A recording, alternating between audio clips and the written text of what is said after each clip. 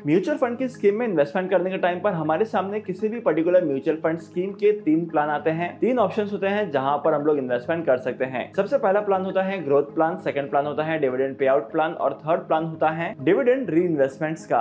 Mutual fund में investment करने वालों को बहुत सारी कंफ्यूजन होती है कि कौन से प्लान को सिलेक्ट करना चाहिए। और मार्केट में म्यूचुअल फंड कैटेगरी को 2 पार्ट्स में डिवाइड किया गया है, जिसे हम लोग कहते हैं डायरेक्ट म्यूचुअल फंड की स्कीम और सेकंड होती है रेगुलर म्यूचुअल फंड की स्कीम। तो चलिए आज के इस वीडियो में जानते हैं इन सभी चीजों के बारे में और म्यूचुअल फंड की कंफ्यूजन को दूर करते हैं। सबसे पहले समझते हैं कि डायरेक्ट म्यूचुअल फंड्स क्या होते हैं और रेगुलर म्यूचुअल फंड्स क्या होते हैं। अब जैसे कि नाम से पता चल रहा है कि डायरेक्ट म्यूचुअल फंड यानी कि डायरेक्टली आप किसी भी म्यूचुअल फंड कंपनी से आप उन म्यूचुअल फंड को बाय करते हैं। अगर आप लोग डायरेक्ट म्यूचुअल फंड्स में इन्वेस्टमेंट करते हैं तो यहाँ पर आप लोगों को किसी भी तरीके का एडिशनल चार्ज पे करने की रिक्वायरमेंट नहीं होती है। एक्सेप्शन यहाँ पर यह है कि म्यूचुअल फंड कंपनीज के जो नॉमिनल चार्जेस होते हैं, एक्सपेंस रेशियो जो होता है वो ही चार्ज किया जाता है। लेकिन इसका अपोजिट में अगर आप लोग रेगुलर म्यूचुअल फंड में इन्वेस्टमेंट करते हैं तो ये म्यूचुअल फंड की जो स्कीम होती है ये किसी पर्टिकुलर बैंक या किसी पर्टिकुलर एजेंट्स के थ्रू सेल की जाती है। और जैसे कि मैंने आपको बताया है कि रेगुलर म्यूचुअल फंड में इंटरमीडिएटरीज होती हैं, तो अगर आप लोग रेगुलर म्यूचुअल फंड को बाय करते हैं और इन इंटरमीडिएटरीज के थ्रू इन्वेस्टमेंट करते हैं म्यूचुअल फंड की स्कीम में, तो आपके म्यूचुअल फंड स्कीम के इन्वेस्टमेंट्स पर सर्टेन % का एक रेगुलर चार्ज लगता है, जो कि रेगुलर म्यूचुअल फंड की स्कीम में आपको पे करना पड़ता है। तो इसी की वजह से अगर आप लोग रेगुलर म्यूचुअल फंड और डायरेक्ट म्यूचुअल फंड की ग्रोथ को ऑब्जर्व करेंगे, अगर आप लोग इन दोनों म्यूचुअल फंड की स्कीम के रिटर्न को ऑब्जर्व करेंगे तो यहाँ पर आप लोगों को डायरेक्ट म्यूचुअल फंड में कंपैरेटिवली थोड़े से ज्यादा रिटर्न्स दिखाई देंगे। लेकिन अगर आप लोग रेगुलर म्यूचुअल फंड में इन्वेस्टमेंट करेंगे तो इन म्यूचुअल फंड्स में आप लोगों को, और अगर आप लोग डायरेक्ट प्लान की जगह रेगुलर प्लान में इन्वेस्टमेंट करते हैं तो इसकी वजह से आपके इन्वेस्टमेंट के पोर्टफोलियो पर कुछ सर्टेन इंपैक्ट पड़ता है। तो जब भी आप लोग म्यूचुअल फंड की स्कीम में इन्वेस्टमेंट करते हैं तो आपको रेगुलर म्यूचुअल फंड की स्कीम में इन्वेस्टमेंट नहीं करना है। आपको ज्यादा से ज्यादा कोशिश करनी है डायरेक्ट म्यूचुअल फंड की स्कीम में इन्वेस्टमेंट करने के लिए।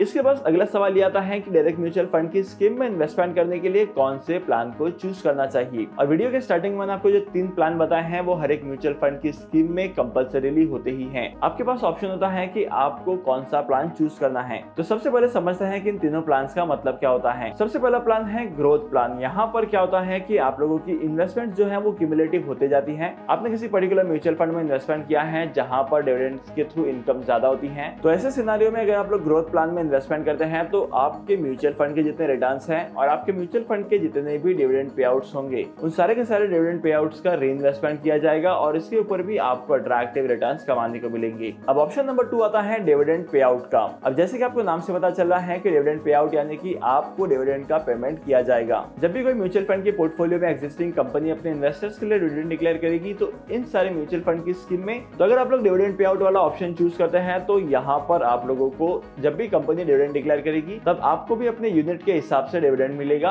और हो सकता है कि यहाँ पर इन्वेस्टमेंट करके आपको आपके फिक्स इनकम का सोर्स भी मिल जाए। क्योंकि डिविडेंड पेइंग कंपनीज के शेयर्स में डिविडेंड का रीइन्वेस्टमेंट नहीं किया जाता है। डिविडेंड कस्टमर्स यानी कि क्लाइंट्स को दे दिया जाता है और क्लाइंट इसका इस्तेमाल कर सकता है। तो अगर आप लोग ग्रोथ प्लान के रिटर्न को देखेंगे, डिविडेंड पे आउट के प्लान को रिटर्न को देखेंगे तो यहाँ पर आपको मेजर डिफरेंस दिखाई देगा। इसके बाद last but not the least तीसरा ऑप्शन आता है डिविडेंड रीइन्वेस्टमेंट का। तो इस वाले ऑप्शन में क्या होता है कि आपका डिविडेंड का रीइन्वेस्टमेंट किया जाता है और आपके डिविडेंड पे भी अच्छा खासा प्रॉफिट होता है। लेकिन कौन से प्लान में आपको इन्वेस्टमेंट करना चाहिए? देखो, अगर आप लोग लॉन्ग टर्म के लिए इन्वेस्टमेंट कर रहे हैं, आपको कोई फिक्स इनकम का सोर्स नहीं चाहिए, तब आप ग्रोथ प्लान में इन्वेस्टमेंट कर सकते हैं। क्योंकि ग्रोथ प्लान में आपको मिलने वाले जितने भी रिटर्न्स हैं वो सारा का सारा अमाउंट जो है वो रीइन्वेस्ट हो जाता है ऑटोमेटिकली और इस चीज का बेनिफिट आपको लॉन्ग टर्म में देखने के लिए मिलता है। बहुत सारे म्यूचुअल फंड की स्कीम ऐसी है जहां पर उनकी ग्रोथ प्लान में काफी अट्रैक्टिव ग्रोथ दिखाई है और अपने इन्वेस्टर्स को अट्रैक्टिव रिटर्न्स भी दिए हैं। आई होप कि आज के इस शॉर्ट वीडियो से आपको ये तो पता चल गया है कि आपको कौन से प्लान में इन्वेस्टमेंट करना है। शॉर्ट वीडियो पसंद आया तो इस वीडियो को लाइक करना और ऐसे वैल्यूएबल कंटेंट के लिए फॉलो करना मत भूलना।